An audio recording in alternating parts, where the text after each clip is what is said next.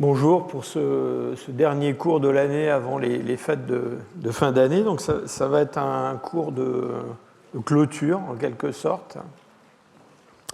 Et pour ce cours de clôture, pour boucler cette série de conférences, je voulais donc poser la question de ce qui nous rend réellement humains.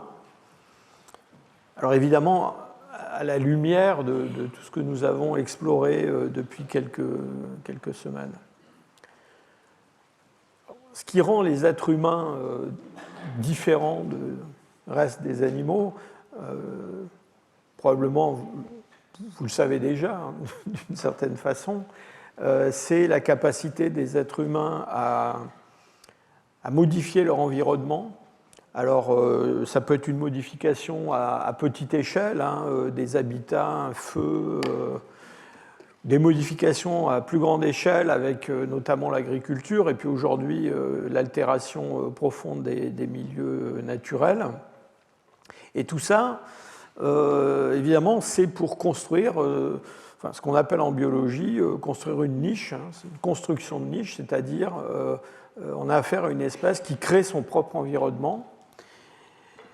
Donc il modifie son environnement pour qu'il l'adapte, plus qu'elle ne s'adapte, elle, à cet environnement, en quelque sorte. Mais il y a quand même une rétroaction, et cette rétroaction, on en a déjà parlé dans des cours précédents, conduit à des modifications adaptatives, même sur le plan biologique, sur le plan du génome, des êtres humains, dans le fond, qui s'adaptent à cet environnement artificiel qu'ils créent eux-mêmes. Ce processus de modification de l'environnement et d'adaptation à un environnement artificiel, il se fait par le développement de technologies qui permet aux êtres humains de vivre dans des endroits pour lesquels ils ne sont pas faits. Et puis, et c'est quelque chose sur lequel j'ai déjà insisté, mais je pense qu'on n'insiste jamais assez là-dessus, ça se fait aussi grâce à la construction de réseaux sociaux, qui sont des réseaux sociaux qui sont étendus, c'est-à-dire qui vont très au-delà de la famille nucléaire ou étendue, très au-delà d'une bande de quelques chasseurs-cueilleurs, sont des réseaux qui s'étendent sur des centaines de kilomètres, voire des milliers de kilomètres, et qui, dans le fond, unissent des gens qui ne se connaissent pas, mais qui savent qu'ils appartiennent à une même entité parce qu'ils partagent la même langue, les mêmes croyances, les mêmes mythes. Et quand on retourne dans les temps paléolithiques, on voit des traces de cela dans un certain nombre de manifestations, notamment la distribution d'objets dans le registre archéologique, qui sont des objets justement qui n'appartiennent pas au registre purement technologique, mais qui sont des objets qui sont le signe de cette reconnaissance, de ces croyances, de ces mythes qui sont partagés. Ce que je voudrais faire aujourd'hui, c'est vous montrer comment, dans le fond, ces sortes de fondamentaux de la nature humaine que je viens de résumer en quelques phrases, dans le fond, s'enracinent dans tout ce que nous avons exploré au cours des dernières semaines. On a parlé de dimorphisme sexuel, de polygynie, de monogamie. On a parlé de la façon dont les enfants naissent, la façon dont ils grandissent. Donc tout ça, évidemment, tourne autour de cette question de la reproduction. Et puis des effets que ça a sur le plan démographique. Donc c'était vraiment l'objet de cette série de cours. Mais alors évidemment, il y a une dimension dans la reproduction qu'on n'a pas vraiment abordée, qui est une dimension plus, disons, affective, une dimension psychologique.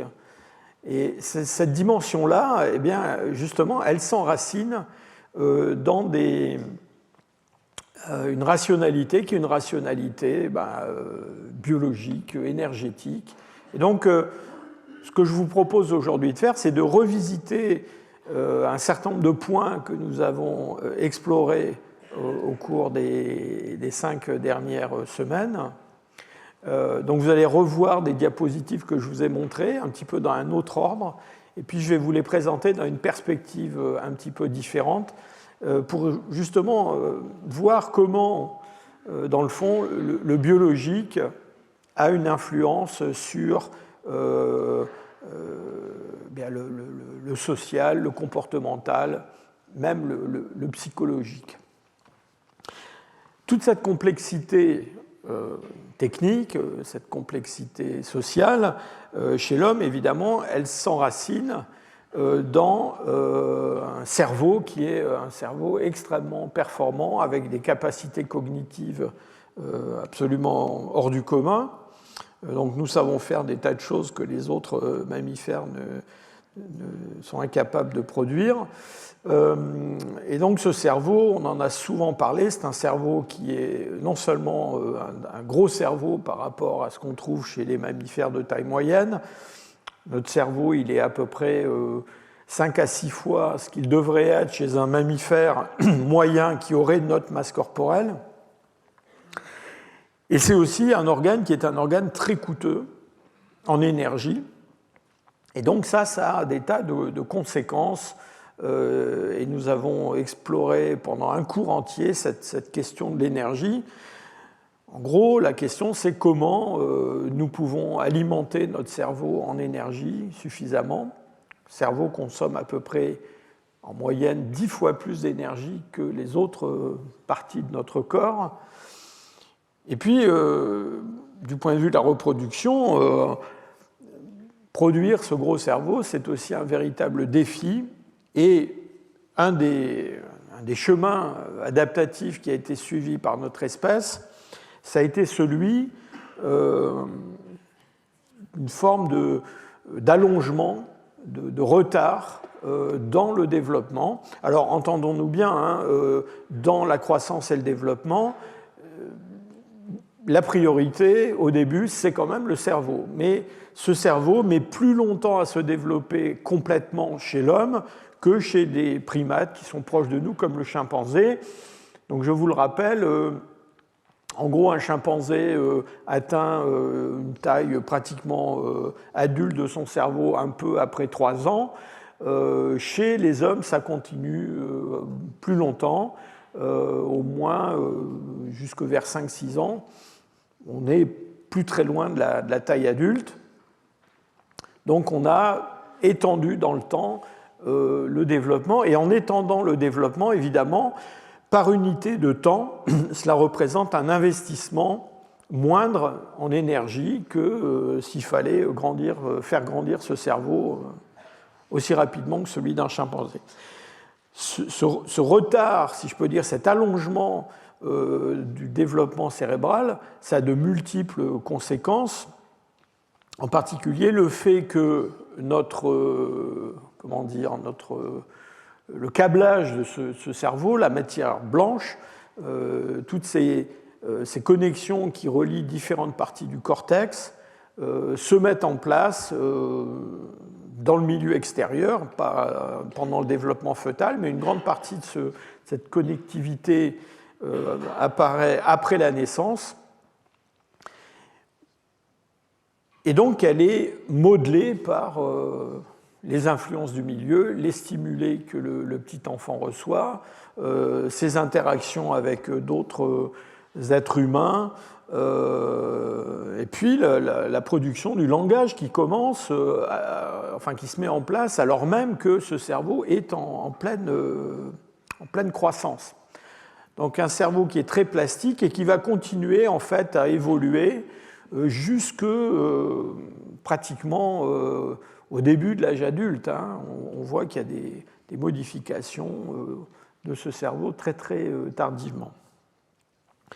Du point de vue énergétique, je vous rappelle donc aussi que chez l'adulte, on est à peu près à 20% de consommation du métabolisme basal pour alimenter le cerveau, qui représente que à peu près 2% de la masse corporelle, donc d'où ce facteur 10 à peu près de consommation d'énergie par rapport aux autres organes moyens du corps.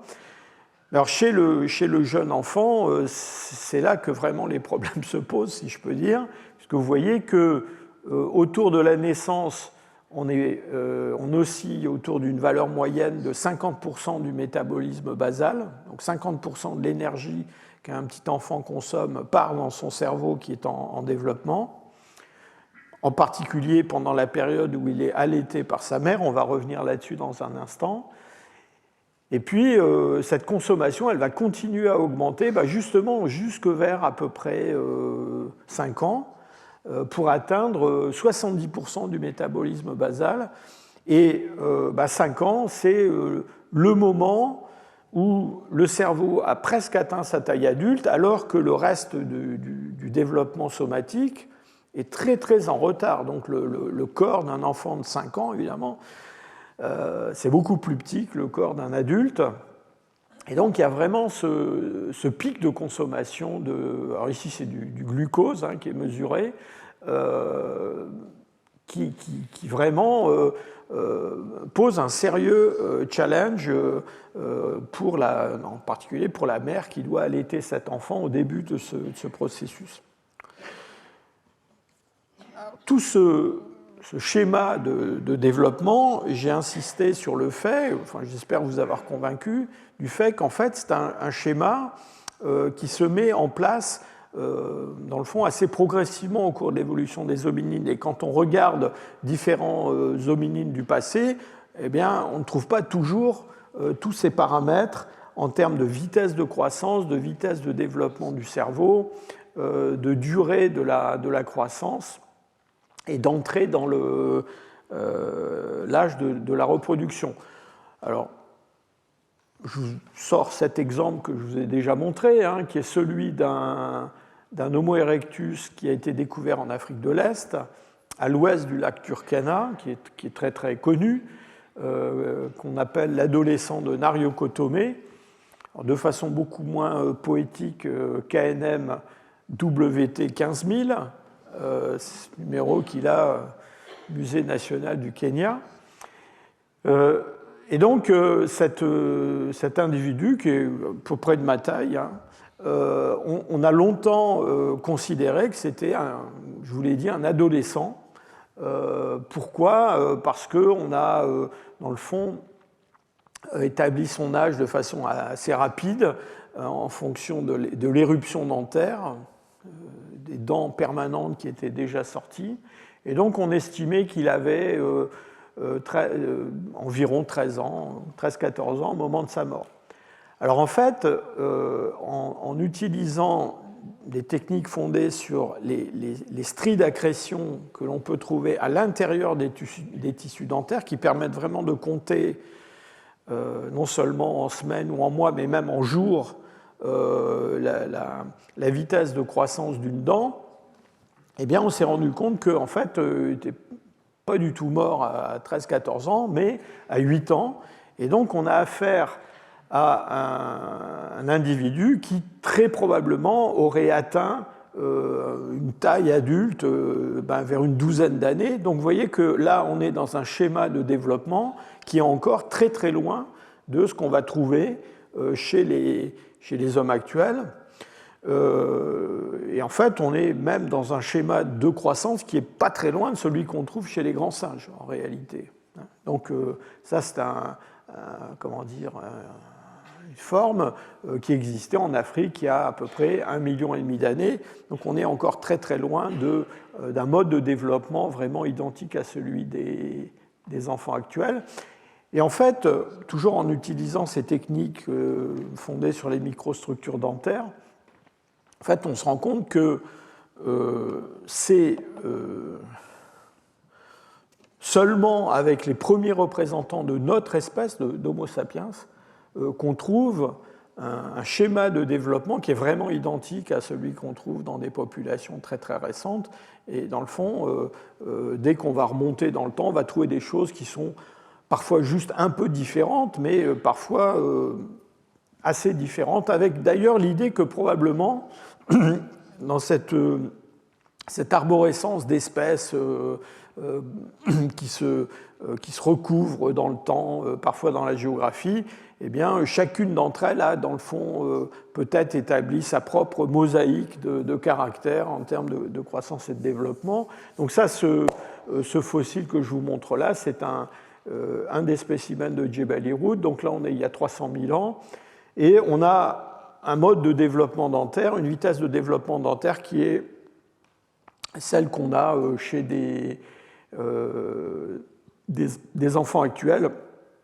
Je me souviens qu'on avait pris pour cette étude comme série de référence des écoliers de la ville de Newcastle en Grande-Bretagne. Donc voilà, cet enfant de Jebel Irhoud, il a grandi à peu près comme les enfants de Newcastle. Donc, il y a cet aspect de vitesse de développement. Il y a un autre aspect sur lequel j'ai beaucoup insisté, on en a parlé pendant les cours précédents, c'est la question de l'allaitement et du sevrage. Vous vous souvenez certainement, je vous ai expliqué que, dans le fond, les hommes diffèrent des grands singes pour cette question de l'allaitement. Quand on regarde ce qui se passe chez des chimpanzés ou des gorilles ou des orang-outans, on a un sevrage qui est beaucoup plus tardif. Alors, chez les chimpanzés, on a pu étudier ça notamment. Alors d'abord, on peut observer, mais quelque chose qui est beaucoup plus, j'allais dire, rigoureux, c'est de mesurer des valeurs isotopiques. Ici, ce sont les valeurs isotopiques de l'azote à l'intérieur des tissus dentaires. Et grâce à ça, comme on a un calendrier de développement de ces tissus dentaires, eh bien, on peut mesurer pour des individus précis, dans le fond, jusqu'à quel âge ils ont été allaités et comment ils sont passés graduellement à une alimentation identique à celle des adultes. Et on voit pour des chimpanzés que ce sevrage, eh bien, qui est un processus qui dure un certain temps, il se termine généralement autour de 4 ans, quelque chose comme ça. Et on a des âges de sevrage encore beaucoup plus tardifs chez les orang-outans, avec des âges de sevrage qui peuvent être de 6 ans, quelque chose comme ça. Donc ça veut dire quand même que le petit chimpanzé ou le petit orang-outan, eh bien, il est dépendant directement de sa mère pour se nourrir pendant une très très longue période. Encore une fois, avec une transition quand même vers des nourritures solides qui se met en place. Et alors pendant cette période initiale du développement, la mère va normalement n'avoir qu'un seul petit, et ce petit, elle est la seule à s'en occuper. J'allais dire, ce petit n'a qu'une seule mère, et il n'a qu'une mère, il n'a pas une famille autour de lui. Les mères chimpanzés n'aiment pas trop que les autres chimpanzés touchent, manipulent, approchent leur nouveau-né ou leur petit. Alors, parfois, leur propre mère le fait, mais sinon, en général, elles sont assez protectrices, voire jalouses, si je peux dire. Et donc, ce petit, voilà, il va grandir. Et puis, alors, quand il va être sevré, à partir du moment où il est sevré, il va être capable de se débrouiller tout seul. Alors, il vit dans un groupe, évidemment, de chimpanzés, mais en imitant les autres chimpanzés, eh bien, il va être capable non seulement de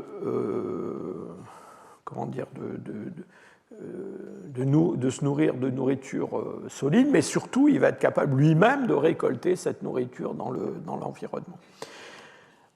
Chez les hommes, comme vous le savez, ça ne se passe pas du tout comme ça.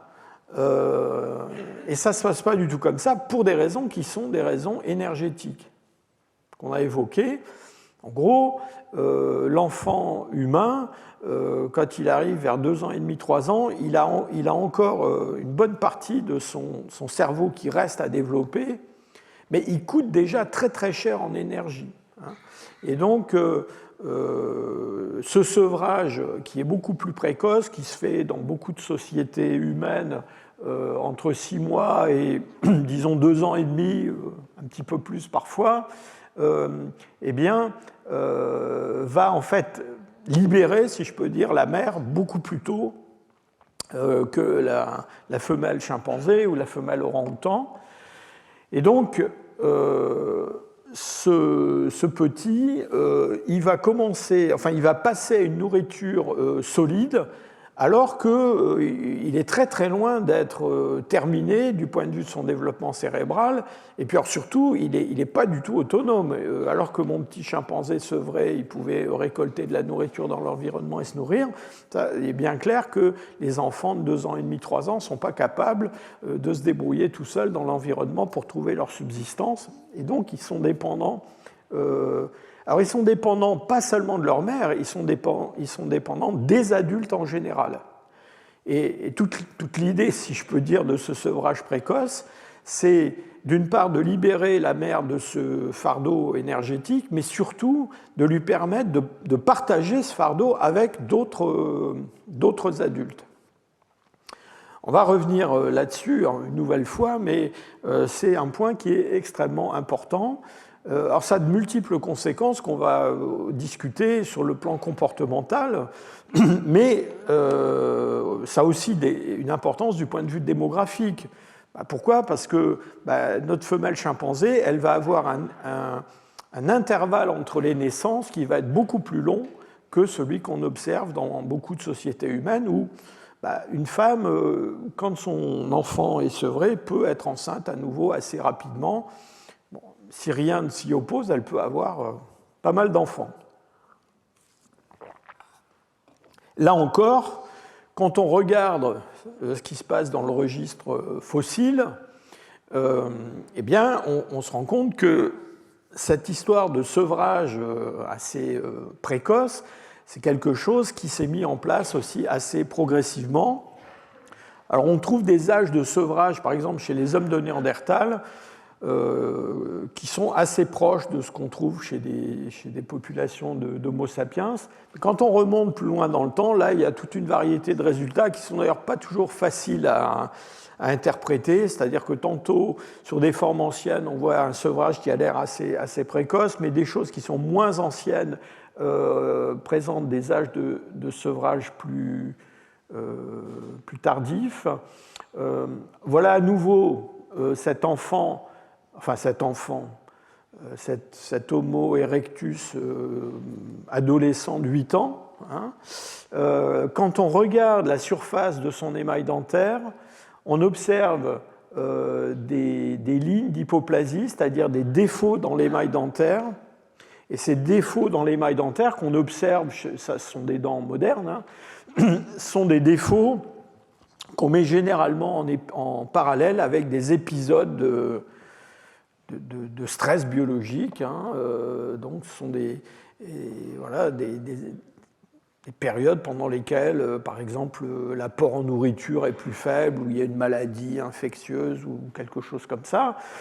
Et donc, on s'est rendu compte que notamment le sevrage, qui était une sorte d'épreuve pour les jeunes enfants, eh bien, c'est un moment, souvent, on voit se développer ce genre de défaut dans l'émail dentaire au moment du sevrage. Et donc, sur cet enfant de Nario Kotomé, toujours pareil, en comptant des stries de Retzius, des périchimaties à la surface de l'émail dentaire, on a pu établir que dans le fond, le sevrage de cet individu se situait quelque part entre 3,3 et 4,2 ans de développement. Donc on est en gros entre un âge de sevrage d'un chimpanzé et un âge de sevrage d'un enfant d'Homo sapiens. Et je vous dis, on pourrait multiplier ça en regardant ce qui se passe dans d'autres espèces d'hominines. Donc tout ça, ça aboutit à donc cette différence qui est vraiment une différence fondamentale entre l'homme et les grands singes et qui est liée à la façon dont l'énergie est extraite de l'environnement et redistribuée au sein du groupe avec, pour reprendre l'exemple de mon petit chimpanzé, une consommation d'énergie tout au cours de la vie qui est en gros identique à la quantité d'énergie, Alors, quand on parle d'énergie, de calories, pour les chimpanzés, c'est de la nourriture. Hein. Et pour les hommes, longtemps, ça a été aussi que de la nourriture. Donc deux courbes qui se superposent. Donc, le petit chimpanzé et puis ensuite le chimpanzé adulte extrait de l'environnement ce dont il a besoin pour sa consommation personnelle. Et il y a très très peu de transferts d'un individu à l'autre. Alors on observe des transferts comme ça chez les chimpanzés, en particulier dans les comportements de chasse, puisque la chasse chez les chimpanzés, c'est essentiellement les mâles, enfin la plupart du temps, parfois les femelles, mais plus rarement.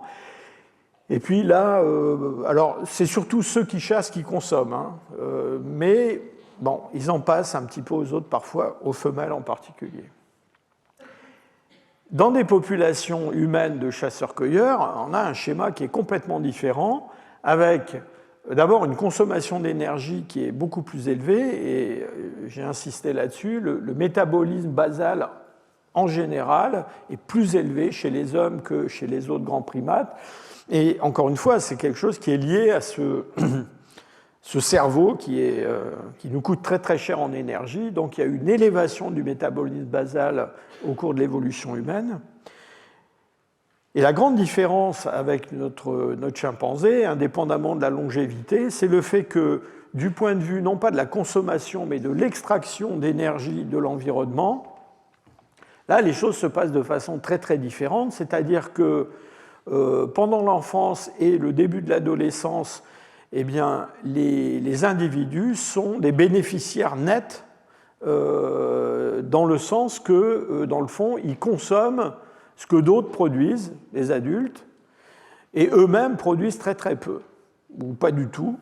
Et puis, quand ils vont à la fin de l'adolescence et puis au début de l'âge adulte, ils vont se mettre eux-mêmes à extraire de l'énergie de l'environnement, donc c'est des activités de chasse, de cueillette chez les chasseurs-cueilleurs.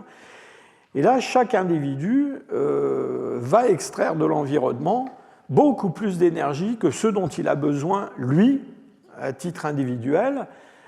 Et cette énergie, ces calories, vont être redistribuées, partagées avec les très jeunes et puis les très vieux aussi, hein, qui eux-mêmes se mettent à produire beaucoup moins d'énergie. Donc les sociétés humaines sont des sociétés de redistribution, de partage. Les chasseurs-cueilleurs sont vraiment le mode d'adaptation des chasseurs-cueilleurs implique cette redistribution. Donc les chasseurs qui sont les plus chanceux, enfin les plus habiles, eh bien, au moins ils redistribuent au moins une partie du produit de la chasse en dehors de leur propre famille. Hein. Et donc il y a toute une série de règles de partage, de redistribution au sein du groupe qui existe dans toutes les sociétés de chasseurs-cueilleurs. Et donc c'est ce qui a amené cette idée, enfin tout ce que je viens de vous raconter, on en a parlé déjà assez abondamment, de l'idée que les hommes sont, enfin l'espèce humaine est une espèce de reproducteur, alors on parle de reproduction coopérative ou de reproduction communautaire, mais en gros, la façon de produire les enfants, c'est pas juste comme ma femelle chimpanzé, une femelle qui produit un petit, elle s'en occupe, il devient autonome, puis adulte, et puis c'est terminé. C'est vraiment l'effort d'un groupe pour, dans le fond, permettre à un nouveau-né d'arriver jusqu'à l'âge adulte en profitant, si je peux dire, des bénéfices d'un groupe avant de devenir lui-même plus ou moins autonome et capable d'aider les autres. On a beaucoup étudié cette question de la redistribution de l'aide entre les adultes. Et notamment, il y a des chercheurs américains, je pense en particulier à une collègue qui s'appelle Christine Hawkes, qui s'est beaucoup intéressée à cette question de ce qu'on appelle donc l'alloparentalité. Alors l'alloparentalité, c'est quoi ? Ça veut dire que en plus des parents, des vrais parents biologiques, on a d'autres parents, allo, autres. Et ces autres parents contribuent donc à la croissance des enfants. Et donc Kristen Hawkes, qui a travaillé en Afrique de l'Est, en Tanzanie, chez les Hadza, on a parlé déjà des Hadza, ce groupe de chasseurs-cueilleurs, enfin il est très petit aujourd'hui, mais qui a beaucoup intéressé les anthropologues. Puisqu'il nous donne l'image de gens qui vivent un peu comme pouvaient vivre des chasseurs-cueilleurs autrefois. Donc chez les Hadza, les hommes chassent. Donc là, on a vraiment un groupe où on a pu étudier très très bien justement toutes ces techniques de chasse et de redistribution au sein du groupe. Mais alors les femmes aussi contribuent à la production de calories, de la production de nourriture, et en particulier elles collectent toute une série de végétaux, et notamment des organes de réserve souterrains, des tubercules de différentes plantes. Et donc elles passent une bonne partie de leur journée à aller autour du campement, à creuser au pied d'arbres où on peut trouver ces tubercules, à collecter ces tubercules, elles les font cuire, enfin, etc. Elles sont très très occupées à ça. Et donc, dans un schéma de production comme ça, pour une mère, d'avoir en soutien une mère elle-même qui n'a plus d'enfants, évidemment, puisqu'elle est beaucoup plus âgée, qui elle-même peut collecter ces fameux tubercules, aider la mère avec les jeunes enfants, c'est un avantage très très important. Et donc, Kristen Hawkes a développé tout un modèle. Alors en anglais, on a appelé ça grandmothering. Alors c'est un peu difficile à traduire en français parce qu'on n'a pas vraiment le moyen de dire, je sais pas, quelque chose comme le grand-mérage ou quelque chose comme ça. Mais c'est l'idée que, dans le fond, le rôle des grands-mères est absolument essentiel et que, dans le fond, cette intervention des grands-mères, ça donne un avantage sélectif à une certaine lignée. Donc en gros, les mères, enfin plutôt les grands-mères, vont transmettre de façon quasiment héréditaire une forme d'avantage qui va favoriser les produits de cette lignée maternelle. C'est une thématique qui a été extrêmement discutée, qui a été quand même un petit peu critiquée. J'ai moi-même fait partie des critiques. Alors pourquoi ? Parce que d'abord, l'idée de Kristen Hawkes, ça va très au-delà de ça.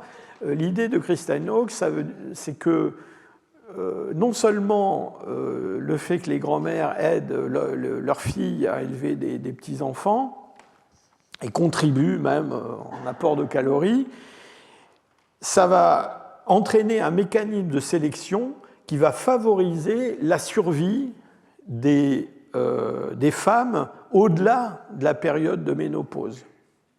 Donc en gros, l'idée, c'est que pourquoi dans l'espèce humaine, on a des femmes qui sont ménopausées, entre guillemets, relativement jeunes, mais qui vont avoir une longue vie après la ménopause, eh bien, pour servir de grand-mère et aider leurs filles à avoir des enfants, etc. C'est toute l'idée, c'est ça. Donc, quand on compare l'espérance de vie d'un chimpanzé femelle, donc c'est le pointillé là, le taux de survie, et puis sa courbe de fécondité, vous voyez que c'est deux courbes qui se terminent au même endroit. Donc en gros, chez nos chimpanzés, eh bien, le jour où les femelles sont ménopausées, en général, elles ne vivent plus très très longtemps après ça. Et alors quand on regarde ce qui se passe dans des populations humaines de chasseurs, je ne parle même pas des populations humaines post-industrielles, mais dans des populations de chasseurs-cueilleurs, on voit que c'est très différent, c'est-à-dire qu'on a une courbe de fécondité Alors d'ailleurs, on va revenir là-dessus, mais vous voyez que c'est une courbe qui est plus étroite, si je peux dire, comme base par rapport à la longueur de la vie, qui monte assez haut. Et c'est une courbe qui se termine bien avant la fin de la vie. Donc on a une très très longue période de ménopause. Alors, soit dit en passant, cette histoire de ménopause, de survie à la ménopause, c'est quelque chose qui existe dans d'autres espèces animales. Alors, ce n'est pas très courant, mais ça existe. Alors, il y a un exemple qu'on cite souvent, que j'aime bien, celui des baleines. Alors, pas toutes les baleines, mais certaines baleines, et en particulier les orques. Bien là, très souvent, les groupes sociaux de cétacés, de grands cétacés, sont conduits par des femelles ménopausées. Donc, ce sont des grands-mères qui sont les chefs de ces groupes de cétacés odontocètes. Et voilà, ici, vous voyez, ici, c'est les courbes qui représentent les orques. Vous voyez que les orques, c'est très très proche des hommes, du point de vue, enfin des femmes plutôt, du point de vue de la fécondité et puis de la survie. Alors ça a été critiqué pour plusieurs raisons. D'abord parce que, on va le voir dans un instant, il n'y a pas que les grands-mères qui contribuent à cette histoire de redistribution d'énergie. Et puis, en fait, surtout, ce que beaucoup ont mis en avant, c'est le fait que peut-être que la survie des femmes longtemps après la ménopause, c'est surtout le résultat d'une augmentation de l'espérance de vie générale, pas que des femmes d'ailleurs, dans beaucoup de sociétés humaines. Et vous vous souvenez, je vous ai montré des études qui avaient été faites par Raquel Kaspari et Lee sur la démographie de différentes espèces d'hominines, avec le fait que les homo primitifs, quand on regardait l'âge moyen, enfin disons pas l'âge moyen, la proportion d'individus plus âgés, alors on établissait ça sur l'usure dentaire, la proportion d'individus plus âgés était plus élevée chez les homo primitifs que chez les australopithèques, excusez-moi, un peu plus élevée en moyenne chez les néandertaliens que chez des hominines du Pléistocène inférieur et moyen. Mais quand même, ce que montrait cette étude, c'est que c'était surtout avec l'apparition des Homo sapiens, et pas de n'importe quels Homo sapiens, ceux vraiment du Paléolithique supérieur, c'est-à-dire ceux des derniers 50 000 ans, que là, on voyait une proportion de personnes âgées, si vous voulez, dans le groupe, qui devenait très, très importante comparée à ce qu'on connaissait, par exemple, chez les Néandertaliens, où on a, en gros, dans le registre fossile, pratiquement essentiellement des jeunes adultes qu'on trouve. Et donc, en fait, tout ça, c'était un petit peu embêtant pour les idées de Kristen Hawkes. Pourquoi ? Parce que dans l'idée de Kristen Hawkes, ce rôle des grands-mères, c'était quelque chose qui était apparu il y a quand même assez longtemps, en gros, avec les premiers représentants du genre Homo. C'est-à-dire que c'était une caractéristique des hominines, même assez ancienne. Alors pour des raisons de format corporel, de taille du cerveau, de choses comme ça, de corrélation entre des paramètres d'histoire de vie et puis de ces caractéristiques physiques, Kristen Hawkes et d'autres chercheurs de son école, en gros, nous expliquaient que en fait, tout ça s'était mis en place déjà avec les Homo erectus. Alors évidemment, le problème, c'est que dans le registre fossile, on n'a pas de grand-mère Homo erectus, on n'a pas de grand-mère néandertalienne. En fait, on a des grand-mères qui apparaissent en fait assez récemment. Enfin, je dis des grand-mères, des grands-pères aussi d'ailleurs. Donc, en gros, jusqu'à une période assez récente de l'évolution humaine, il n'y a pas de vieux, quoi. C'est simple. Donc, c'est assez difficile d'imaginer que ces grand-mères pléistocènes, paléolithiques, ont joué un rôle important dans le succès évolutif de l'espèce. Et puis alors, surtout, la critique, elle est venue aussi du fait qu'on s'est rendu compte que quand on regardait vraiment la circulation de l'énergie à l'intérieur de groupes de chasseurs-cueilleurs, alors là, ce n'est pas vraiment des chasseurs-cueilleurs, les Tsimanés, ils sont aussi un peu horticulteurs, enfin, disons, ce sont des sociétés non seulement pré-industrielles, mais assez, j'allais dire, primitives dans leur économie, et qu'on regardait les transferts d'énergie nets au cours de la vie d'un individu. Donc là, on parle d'individus qui sont eux-mêmes capables de produire de l'énergie. Hein. Donc ils ont d'adolescents vers 15 ans jusqu'à des gens très âgés, et qu'on étudie comment la nourriture circule entre les producteurs et les consommateurs, c'est-à-dire entre les adultes et puis les enfants essentiellement. Eh bien, on se rend compte que tout le monde contribue en réalité. Ce n'est pas seulement les grands-mères. Hein. Donc là, en particulier, vous voyez la courbe qui joint des points, enfin des carrés bleus, c'est celle qui correspond au transfert depuis les pères vers les enfants. Les pères contribuent énormément aussi, enfin même plus que les mères, en fait, dans cette population en particulier. Et puis, les grands-mères et les grands-pères, eh bien, eux aussi contribuent. Enfin bref, tout le monde, et d'ailleurs même les autres enfants. Hein, les autres enfants, quand ils sont assez âgés, ils peuvent participer à ce système. Donc cette redistribution, elle ne met pas en jeu que les grands-mères. D'ailleurs, autre indice, notamment que les hommes prennent une part importante à cette redistribution, c'est qu'on a observé, en comparant un certain nombre de populations, qu'il y a un lien entre la contribution des hommes et puis l'intervalle des naissances et la mortalité des enfants. Et donc, en gros, plus on a une contribution importante des hommes à l'alimentation des enfants, et plus l'intervalle des naissances pour les femmes va se réduire.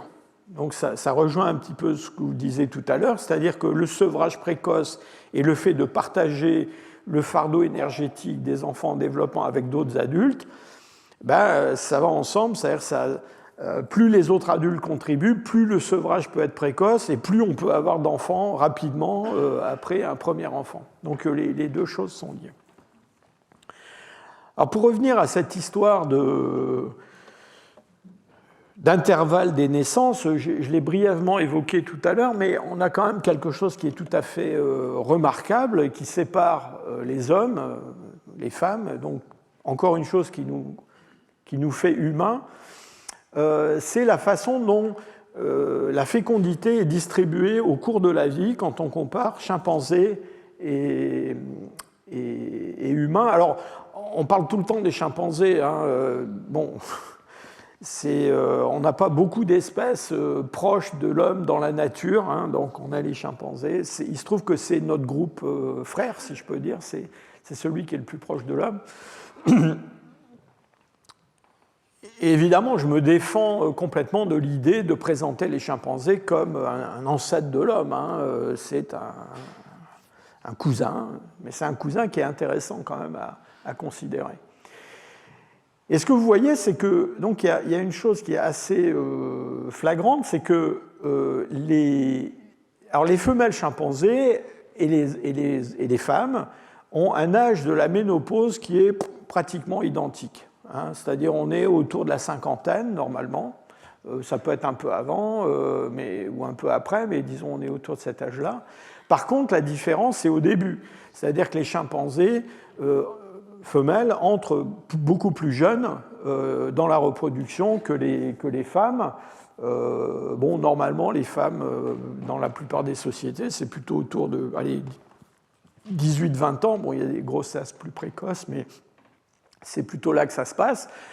Chez les jeunes chimpanzés femelles, ça peut être beaucoup plus tôt.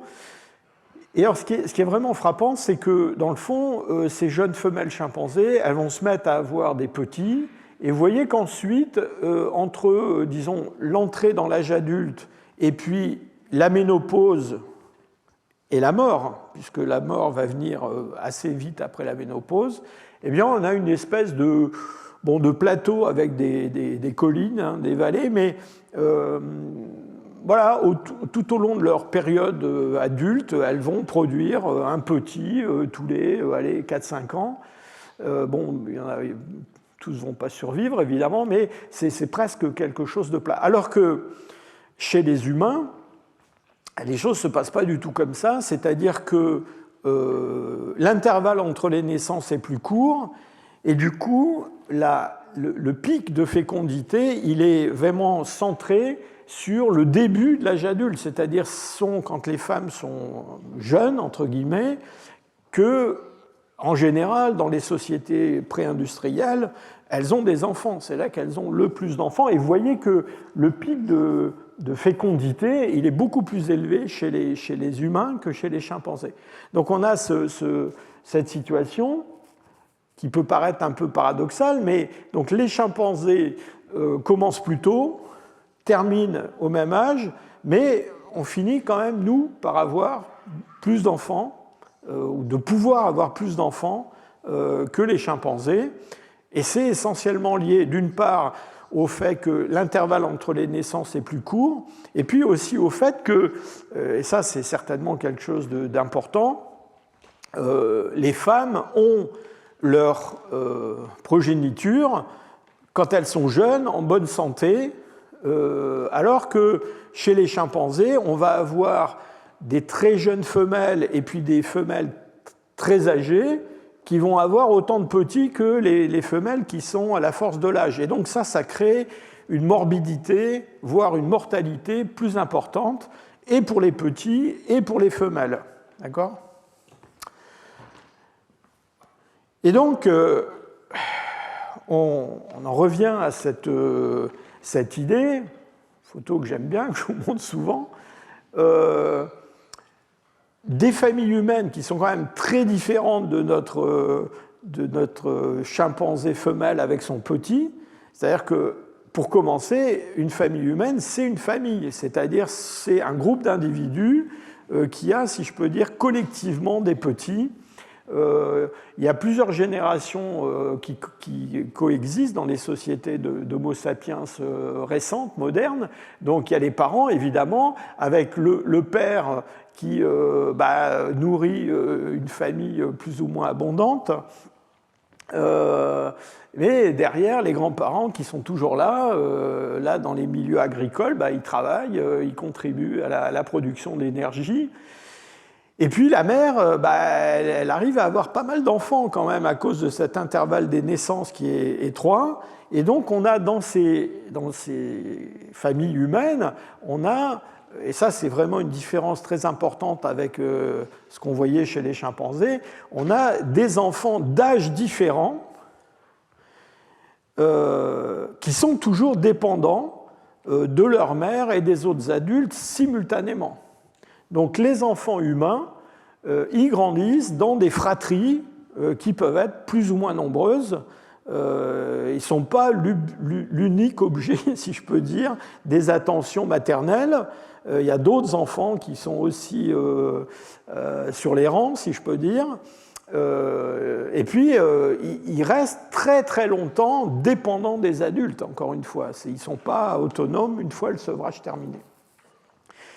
Et donc, évidemment, tout ça, c'est ce que je viens de vous décrire, c'est ce schéma de reproduction coopérative, communautaire, et qu'on a vraiment beaucoup exploré. Et en particulier, je veux citer le nom de cette collègue américaine qui s'appelle Sarah Blaffer-Hrdy, qui habite aujourd'hui en Californie, et qui est une primatologue, qui est aujourd'hui membre de l'Académie des sciences des États-Unis, qui au départ étudié des primates, et qui a énormément étudié cette question de reproduction coopérative. Alors, la reproduction coopérative, j'en vous en parle beaucoup à propos des hommes, des hominines, mais c'est quelque chose qui existe dans d'autres espèces animales. Hein.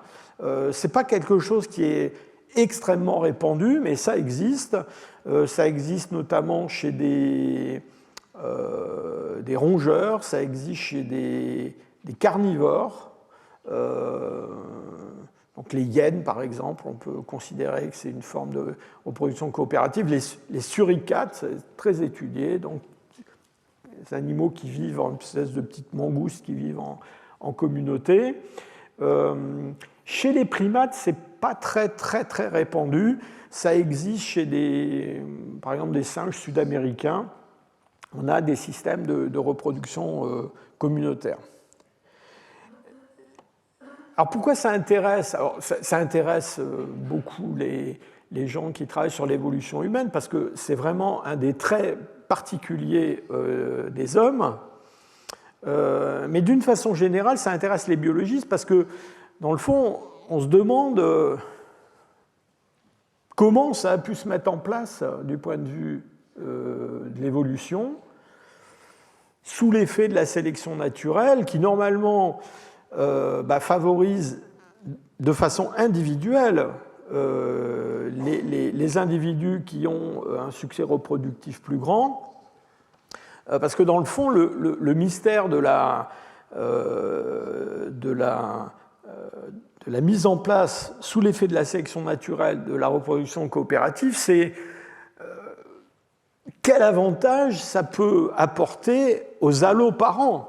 On voit bien l'avantage que ça peut apporter aux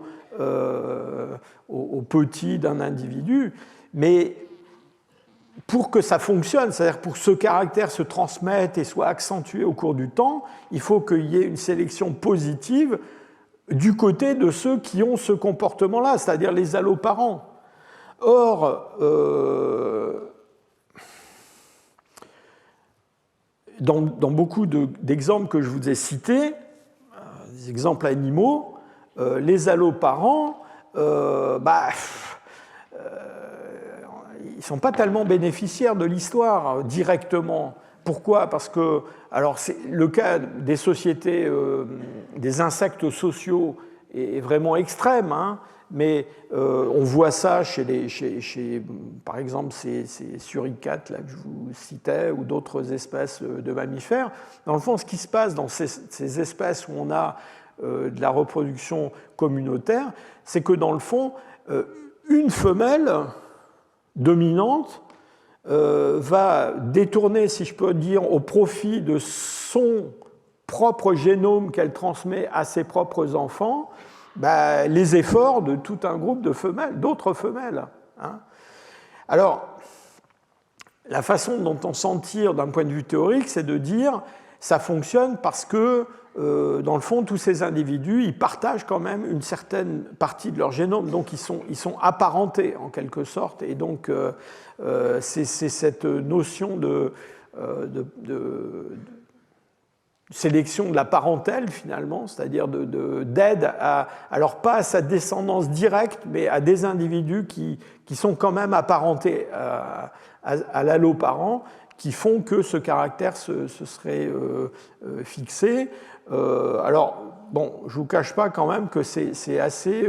c'est pas évident à expliquer du point de vue théorique. De temps en temps, ça fait appel à ce qu'on appelle la sélection de groupe, ce que les biologistes souvent n'aiment pas beaucoup, pour des raisons d'ailleurs qui ne sont pas seulement scientifiques. Alors Sarah Hrdy, elle a écrit énormément de livres qui sont très intéressants. Elle en a écrit un en français, donc je vous conseille, si vous avez l'occasion, de le lire. En plus, j'ai fait la préface. Il est très intéressant. Et non, alors il est beaucoup question dans ce bouquin de petits singes sud-américains, de suricates, etc. Mais il y a une très grande partie qui est consacrée à l'homme.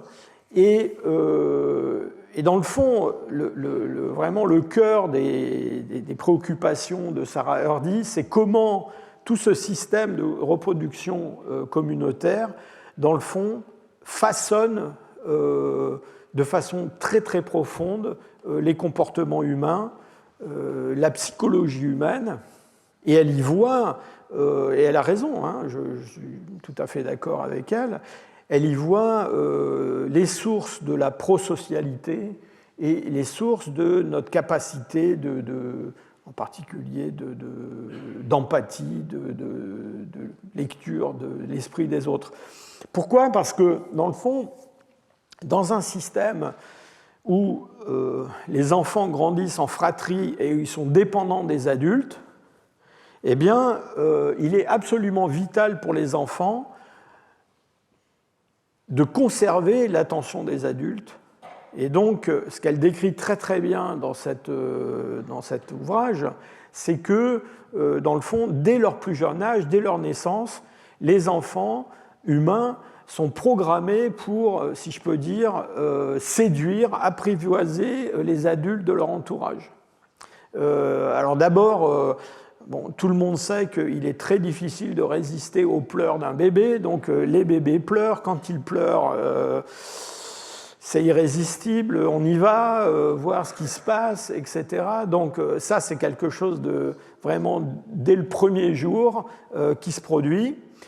Et puis ensuite, les enfants, très très vite, et ça c'est vraiment une différence avec les autres primates, les chimpanzés, ils vont mettre en jeu toute une gamme de comportements pour attirer l'attention des adultes, pas seulement de leur mère, mais d'autres adultes.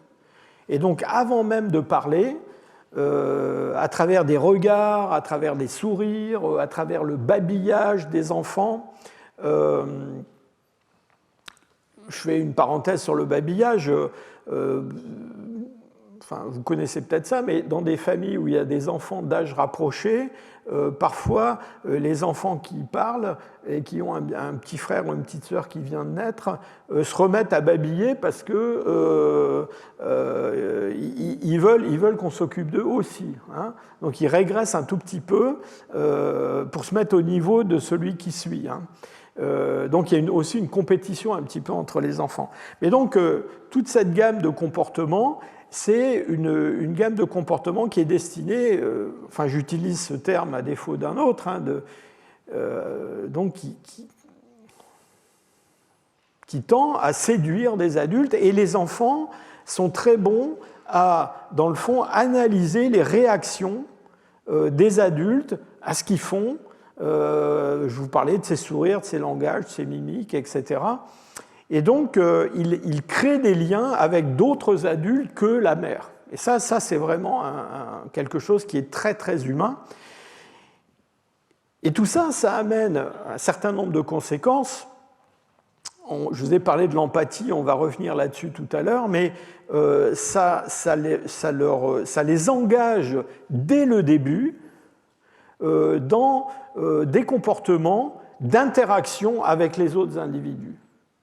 Et c'est cet apprentissage très très précoce de l'interaction avec d'autres individus qui, dans le fond, est le fondement de ce qu'on appelle la prosocialité humaine, c'est-à-dire les hommes représentent une espèce sociale à un degré bien plus élevé que ce qu'on trouve dans d'autres espèces de mammifères sociaux.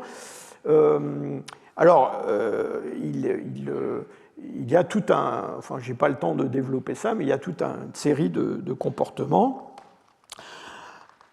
Alors, derrière ça, il y a tout un mécanisme aussi organique, hein, et en particulier, il y a une hormone qu'on appelle l'ocytocine, c'est ça, qui est une hormone qui, chez la femme, déclenche les contractions utérines au moment de l'accouchement. Soit dit en passant, c'est aussi impliqué dans l'éjaculation chez les hommes, et qui a des tas d'effets, et en particulier, c'est une hormone qu'on appelle souvent l'hormone de l'attachement, parce que c'est la production de cette ocytocine qui, dans le fond, fait que les individus créent des liens entre eux. Alors, c'est surtout le lien mère-enfant, mais L'ocytocine, on en produit quand on tombe amoureux de quelqu'un. Il y a même des gens qui prétendent que l'ocytocine, ça rend les hommes plus fidèles. Et alors, il y a des expériences, moi ça m'a beaucoup frappé parce que Sarah Hrdy un jour m'a raconté ça. Donc les grands-pères produisent de l'ocytocine. Hein. Donc les grands-pères, bon, ils ne produisent pas trop d'ocytocine dans leur vie courante, mais on les amène devant un petit enfant qui est leur petit enfant, enfin le fils, leur petite fille ou leur petit-fils, et paf, leur taux d'ocytocine dans la salive fait un bond absolument extraordinaire, et après ils sont complètement marteaux de leur petite descendance. Il y a un autre aspect dans le développement des enfants qui est vraiment important, c'est ce qu'on appelle le développement de l'attention conjointe. Donc entre 6 et 13 mois à peu près, les enfants vont développer cette capacité, soit par le regard, soit en pointant du doigt, à partager avec un autre individu, généralement un adulte, l'attention vers un objet extérieur ou une personne extérieure. Et ça, c'est quelque chose dans le développement des enfants qui est extrêmement important, parce que, dans le fond, c'est une façon d'établir un contact mental avec un autre individu, contact mental qui est dirigé sur un objet extérieur. Et évidemment, vous vous rendez compte que c'est quelque chose qui est absolument essentiel, notamment pour l'acquisition du langage. Parce que c'est en partageant avec quelqu'un d'autre, un adulte, l'attention vers un objet commun, du regard ou de l'attention, qu'on va pouvoir apprendre comment cet objet se nomme, le nommer soi-même, etc. Donc, les enfants, au cours de leur développement, deviennent aussi très sensibles, enfin, je vous ai déjà dit ça, mais aux réactions des adultes, et ils vont, dans le fond, ils vont être très fiers de faire des choses qui font plaisir à leur mère, à leur entourage, et ils vont aussi apprendre à se conformer à des normes, hein, parce qu'une partie du contentement des adultes vis-à-vis des enfants, eh bien, c'est le fait que les enfants, peu à peu, intègrent des normes de comportement sur ce qu'il faut faire et ce qu'il ne faut pas faire. Et ça, c'est aussi un apprentissage absolument essentiel pour vivre dans des sociétés humaines, parce que les sociétés humaines sont des structures qui produisent des normes, et c'est l'acceptation de ces normes, alors avec plus ou moins de bonne volonté, qui fait que les individus vont connaître un certain, j'allais dire, succès dans cet environnement social. Et les enfants sont aussi sensibles de plus en plus à leur réputation, enfin, on peut appeler ça comme ça, c'est-à-dire l'image que les autres ont d'eux-mêmes, et ça aussi c'est quelque chose qui est très très important dans le fonctionnement de la prosocialité humaine.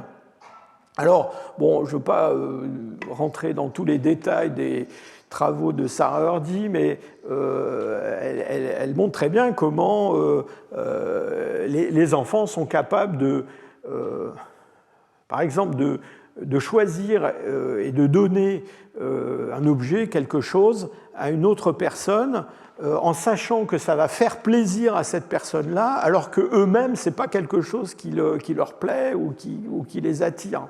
Hein. Et donc, les enfants, non seulement ils apprennent, c'est indispensable pour eux de développer toutes les capacités que je vous ai dites avec les adultes, mais aussi avec d'autres enfants, puisqu'ils grandissent dans des fratries. Et donc, ils ont toutes ces interactions. Je vous encourage encore une fois à lire les ouvrages de ma collègue. Pour, développer toute cette stratégie de séduction, de compréhension de la réaction des adultes, d'être sensible à tout ce que les adultes peuvent produire et donc comprendre si tel ou tel adulte est plus susceptible, dans le fond, d'être un bon alloparent, parce que en fait, c'est de ça qu'il s'agit. C'est dans l'environnement de sélectionner, si je peux dire, des alloparents. Les enfants, mais après les adultes aussi, sont très sensibles à toute une gamme de signaux qui sont absolument, qui vont très très au-delà du langage. Et donc, en particulier, les êtres humains sont très très sensibles au regard. Je vais vous dire quelques mots là-dessus tout à l'heure. Mais nous savons lire sans que des mots soient prononcés. Nous savons lire un peu dans l'esprit des autres. Et les enfants apprennent très très vite à faire ça.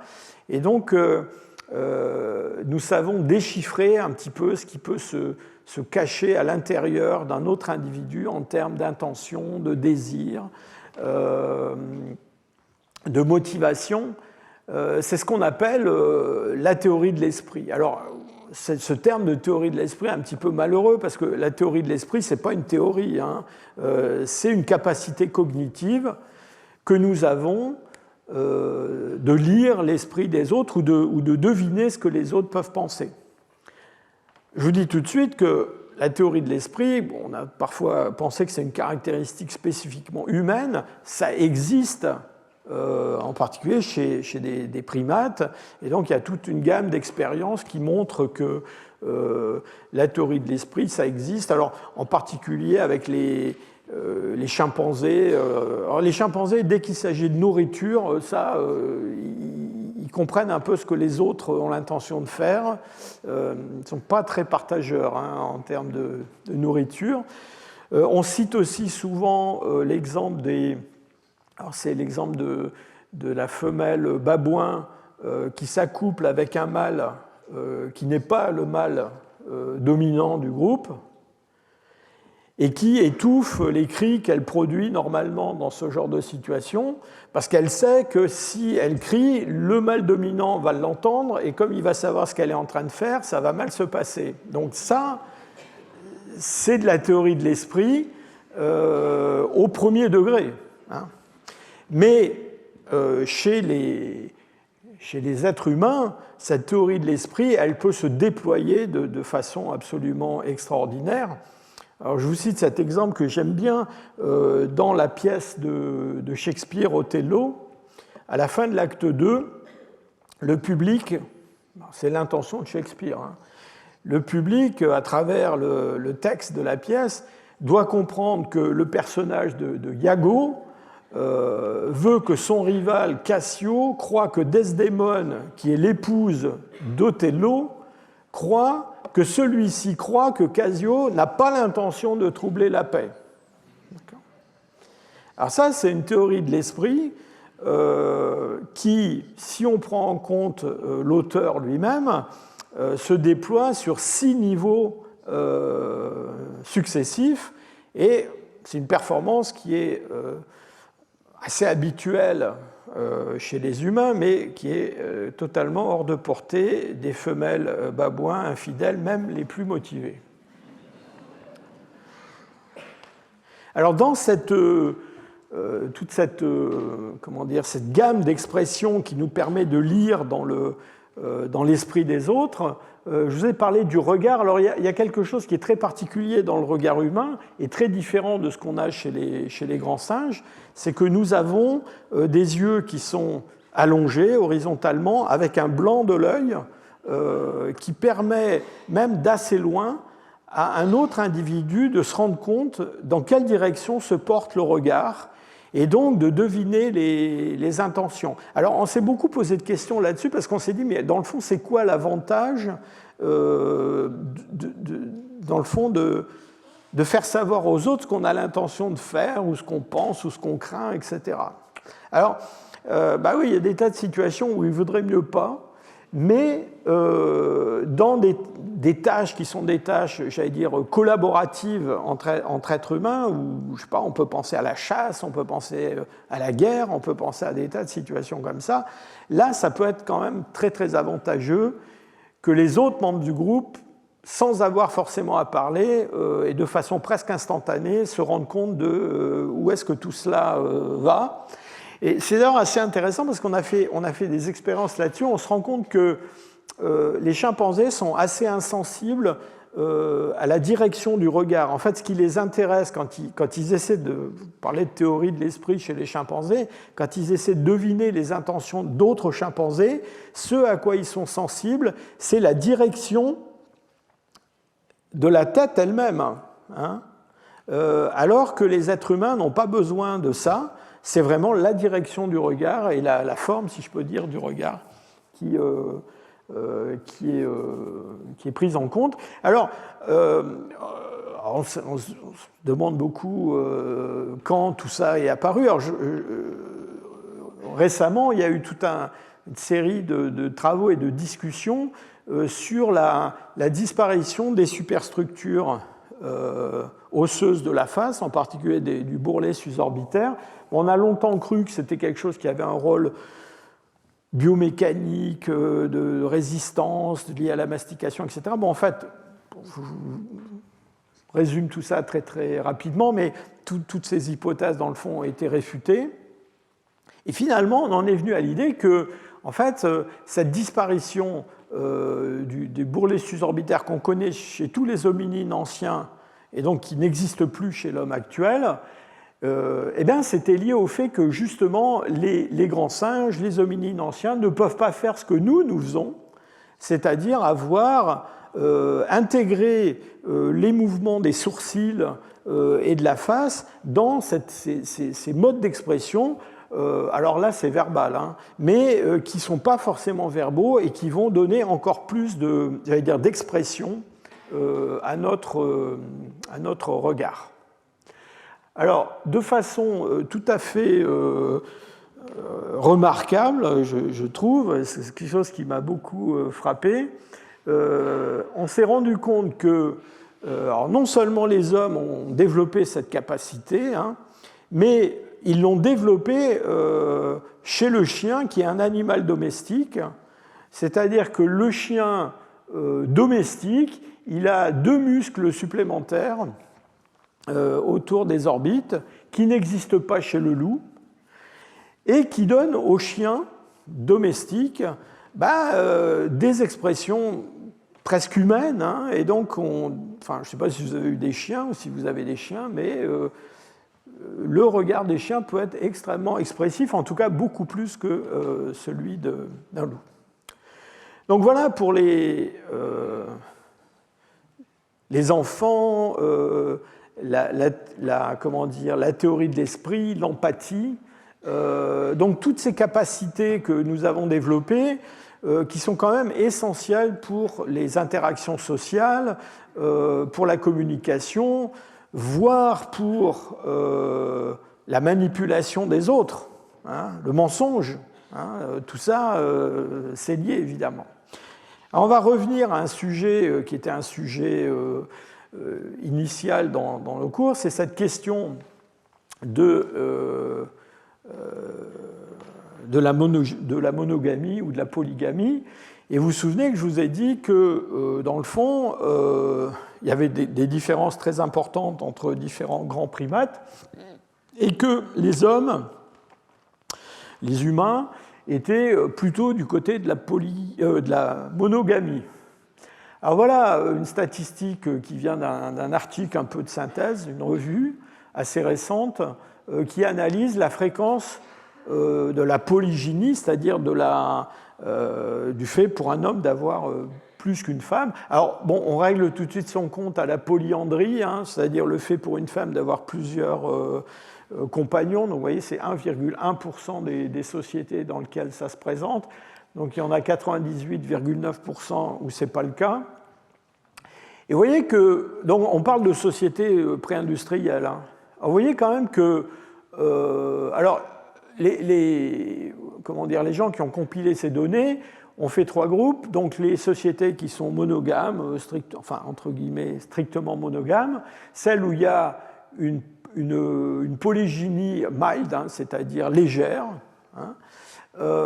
Enfin, vous voyez déjà que les monogames et puis polygynie légère, ça représente déjà 70% à peu près des sociétés humaines.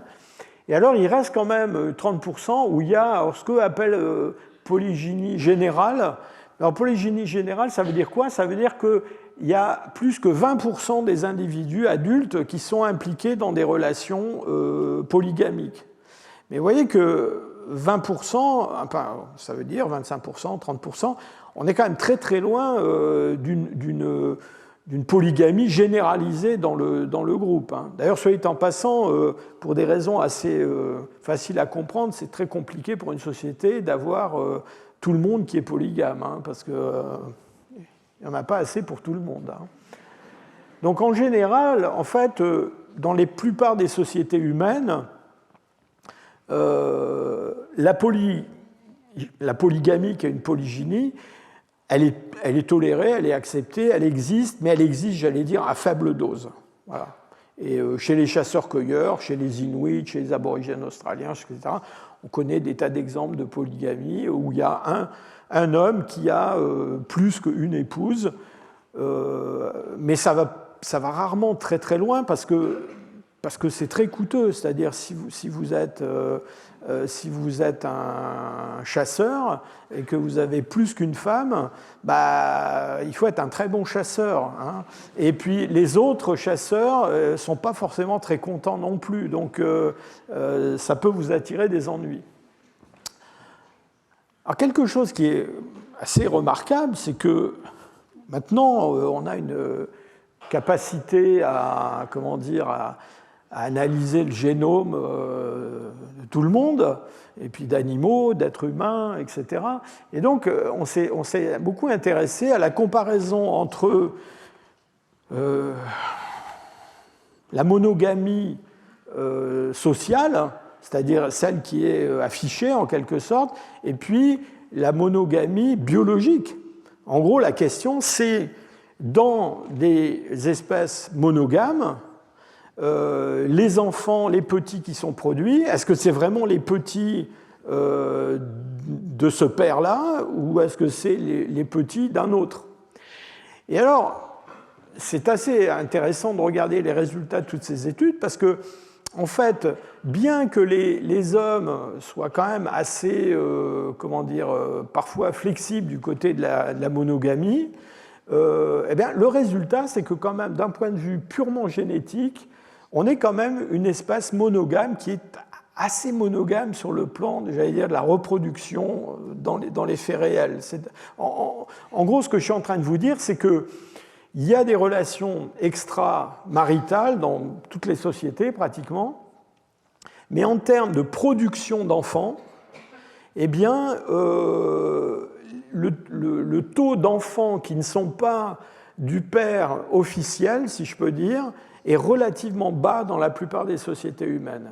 C'est-à-dire que c'est un taux qui varie en gros entre 0 et 11%, avec une moyenne qui tourne autour de 2-3%. Voilà. Alors ça existe, mais c'est quand même 2-3%, ce n'est pas quelque chose d'énorme. Alors que dans d'autres espèces animales qu'on nous a vendues comme des monogames absolument sûrs, alors les albatros, les aigles, tout un tas d'oiseaux, alors les passereaux par exemple, c'est des grands monogames. On s'est rendu compte qu'il y a des espèces de passereaux monogames où il y a 40% des petits qui ne sont pas du mâle de la paire. Donc là, on n'est pas à 3%, on est à 40%. Donc, on est quand même pas mal monogame finalement. Alors maintenant, la question qui se pose, c'est comment cette monogamie elle est apparue du point de vue évolutif. Il y a des tas de raisons pour lesquelles des espèces... On pense que la monogamie, c'est j'allais dire, un produit final d'évolution, c'est-à-dire c'est un caractère dérivé. Il y a un chercheur qui s'appelle Owen Lovejoy qui a beaucoup écrit là-dessus. C'est quelqu'un qui a été impliqué notamment dans l'étude du squelette postcrânien de nombreux hominines, Lucie par exemple, donc des australopithèques, plus récemment, ce fameux Ardipithecus, dont on avait parlé dans un cours précédent. Donc là, on est en train de parler d'hominines très anciens. Ardipithecus, c'est il y a 4,5 millions d'années. Et donc, Lovejoy, il a développé tout un modèle qui relie des caractères des hominines avec la monogamie. Et en particulier, alors, bon, ça a fait l'objet d'un certain nombre de discussions, de critiques, mais Lovejoy a prétendu, écrit de façon assez convaincue, que la bipédie, c'était quelque chose qui était lié à la monogamie. Pourquoi? Eh bien parce que à partir du moment où on est monogame, où on est bipède, eh bien on a les mains libres, et avec ces mains libres, on peut transporter des choses, transporter de la nourriture. Et donc l'idée de Lovejoy, c'est qu'à un moment dans l'évolution des hominines, à un moment ancien, dans le fond, les femelles se sont mis à préférer les mâles qui leur apportaient de la nourriture, finalement, plutôt que ceux qui étaient capables de se battre avec les autres pour garder une ou plusieurs femelles. Alors ensuite, bon, pour lui, il y a un certain nombre de choses qui sont liées à cette comment dire, bipédie. Alors, on avait parlé aussi du fait que dans certaines espèces de primates, il y a les signes extérieurs de l'ovulation sont absolument évidents. L'œstrus qu'on observe chez les babouins, chez les chimpanzés, etc. Alors évidemment, avec une femelle bipède, c'est plus difficile d'avoir un oestrus qui soit très visible. Donc pour lui, tous ces caractères donc sont liés à la monogamie et se mettent en place de façon très ancienne, même déjà chez Ardipithecus. Alors évidemment, c'est quand même assez discutable sur un certain nombre de plans. En particulier, bon, Lovejoy, évidemment, il intègre là-dedans le fait que, selon lui, chez ces hominines anciens, il y a une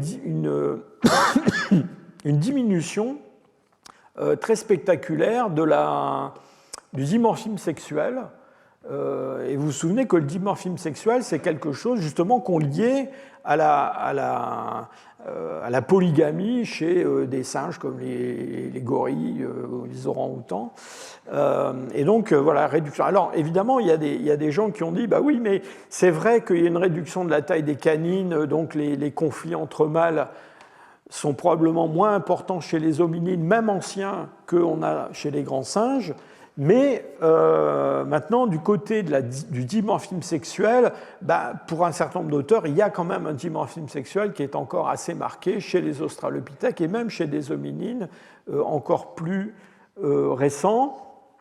Ensuite, du côté de l'ostrus et de l'ovulation qui est plus ou moins visible, on s'est rendu compte qu'en fait, il y a d'autres espèces que les humains, que les hominines, dans lesquelles il n'y a pas d'œstrus très visible. Et donc ça implique quoi? Ça implique qu'il faut se reproduire régulièrement avec une femelle si on veut avoir des petits avec cette femelle-là. Ce n'est pas juste quelque chose qui va être localisé à un moment dans le temps.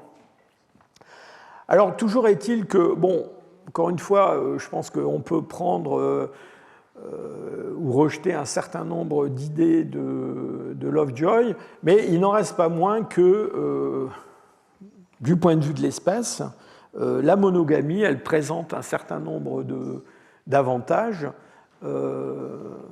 Pourquoi? Bien parce qu'elle est plus économique, si je peux dire, en termes de reproduction que ce à quoi on a pu être confronté quand on a parlé des groupes multimâles, multifemelles, chimpanzés, babouins, etc., ou même ce qu'on a dans les systèmes polygames. Un des effets de la monogamie, c'est la réduction de l'infanticide. Pourquoi? Parce que dans le fond, si on a un couple monogame plus ou moins stable, et même relativement fidèle, en tout cas en termes de production de petits, même si dans la pratique ça souffre quelques exceptions, bien dans le fond, les mâles sont relativement sûrs, si je peux dire, de leur descendance. Et donc, ils n'ont pas le besoin d'exterminer les petits des femelles avant de se reproduire avec elles, pour être sûr, d'une part, de favoriser leur fécondité, si je peux dire, puisque quand on tue les petits d'une femelle, elle arrête de les allaiter, donc elle est à nouveau, si je peux dire, féconde. Et puis, encore une fois, l'idée aussi, c'est d'éliminer la descendance des concurrents. Hein. Donc là, dans un système monogamique, tout ce schéma-là, il s'effondre. Il y a aussi une forme de... Alors, je vous ai parlé tout à l'heure de sélection de la parentèle, c'est-à-dire que, dans le fond, dans un système de reproduction coopérative où les mâles sont à peu près sûrs de leurs enfants, si je peux dire, donc ils vont contribuer d'autant plus à ce système-là qui favorise la postérité de leur propre gène, hein, ce qui est quand même d'une certaine façon, j'allais dire, la tendance générale d'à peu près tous les organismes sexués.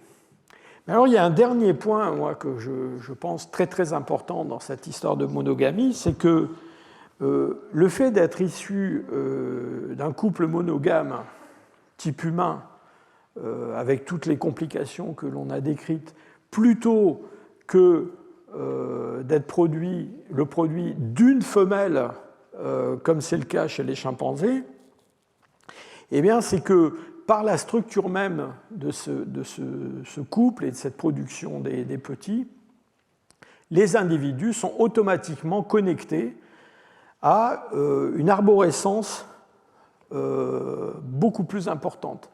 C'est-à-dire que si vous n'avez qu'une mère, bon, vous avez une mère, vous avez les parents de la mère, etc., mais ça s'arrête assez vite, si je peux dire.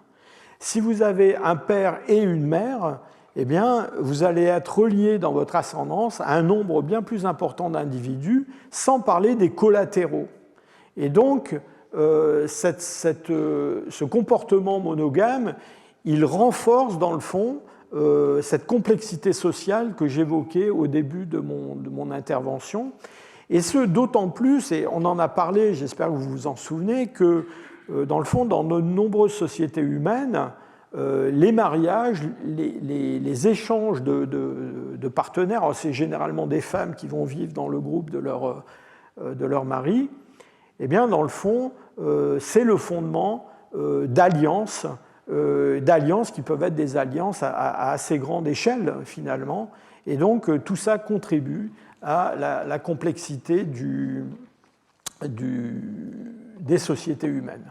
Et alors, pas seulement à leur complexité, mais aussi, si je peux dire, à leur force, à leur résilience, à leur efficacité. Donc voilà, ça va être la dernière photo de mon exposé d'aujourd'hui. Donc la question c'était, qu'est-ce qui nous rend humains? Eh bien, j'espère que vous avez compris que la réponse c'est l'amour. C'est-à-dire, c'est évidemment l'amour entre hommes et femmes, mais aussi l'amour envers les enfants. Alors, c'est un amour que les enfants savent, j'allais dire, susciter, fabriquer pratiquement. C'est un amour un peu intéressé. Hein. Mais d'ailleurs, l'amour entre hommes et femmes est-il totalement désintéressé? Je ne sais pas. Mais voilà, c'est un amour qui unit, donc, et j'allais oublier les grands-pères, évidemment, dans l'histoire, c'est donc un amour qui unit tous ces individus qui participent à ce réseau de reproduction coopérative. Et j'espère vous avoir convaincu du fait que, dans le fond, tout ça, ça a quand même une influence directe sur notre prosocialité, nos apprentissages de comment on vit en société, et dans le fond, c'est ça vraiment le fondement des sociétés humaines. Voilà, je vous remercie.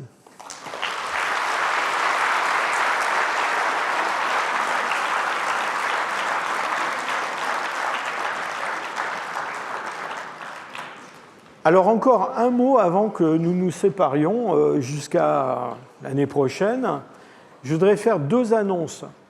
Comme vous le savez, Yves Coppens est disparu le 22 juin dernier. Et donc il va y avoir deux manifestations assez prochainement en son hommage.